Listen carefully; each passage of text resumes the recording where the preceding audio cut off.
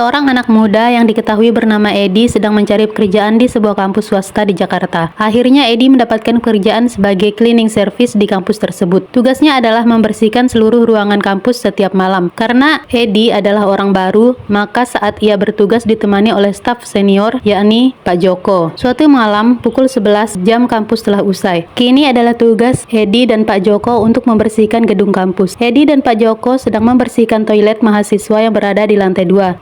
Tiba-tiba Edi mendengar suara seseorang yang berteriak dari arah luar. Edi pun keluar dari toilet mahasiswa dan berlari menelusuri lorong mengikuti suara teriakan tersebut. Semakin diikuti, suara teriakan itu ternyata berasal dari toilet mahasiswi yang letaknya tak jauh dari toilet mahasiswa. Edi segera memasuki toilet mahasiswi itu dan mendapati seorang wanita berdiri sambil menangis sambil terisak. Di baju wanita itu terlihat sebuah sobekan. "Mbak, kenapa?" tanya Edi kepada wanita tersebut. "Ada laki-laki di toilet, Pak." Wanita itu berteriak histeris sambil menunjuk ke sebuah kamar mandi dengan pintu yang tertutup rapat. "Barusan dia mau berbuat jahat sama saya," lanjutnya lagi dengan suara pelan, diikuti dengan isakan tangis yang belum berhenti. Pak Joko kemudian muncul dan menghampiri Edi. "Edi, ada apa?" Tiba-tiba saja suara kucuran air keran muncul dari arah kamar mandi tersebut, dan air yang menggenang di bak mandi mulai turun dan membasahi lantai kamar mandi. Wanita itu tiba-tiba saja semakin menjerit mendengar suara tersebut. Dia berlari ke arah pintu melewati Edi dan Pak Joko. Edi mempunyai firasat bahwa memang ada seseorang di kamar mandi itu. Dia mulai mendekati pintu tersebut dengan hati-hati dan membukukan badannya agar ia bisa mengintip dari bawah pintu. Namun ia sama sekali tak melihat ada sepasang kaki. "Di, kamu ngapain sih?" teriak Pak Joko dengan suara keras. Edi seperti tidak menghiraukan Pak Joko. Ia pun mendorong pintu kamar mandi dengan paksa sampai terbuka lebar. Tapi tidak ada orang di kamar mandi itu. Edi segera melangkah ke dalam kamar mandi itu dan mematikan keran air. "Hei!" suara teguran dari Pak Joko kembali terdengar. "Ada apa sih?" "Nggak tahu, Pak," sahut Edi. "Aneh banget, siapa juga yang nyalain keran sampai penuh gini? Bikin orang takut aja," lanjut Edi penuh kesal. Mendengar Edi berkata demikian, Pak Joko juga ikut masuk ke kamar mandi itu dan membisikkan sesuatu.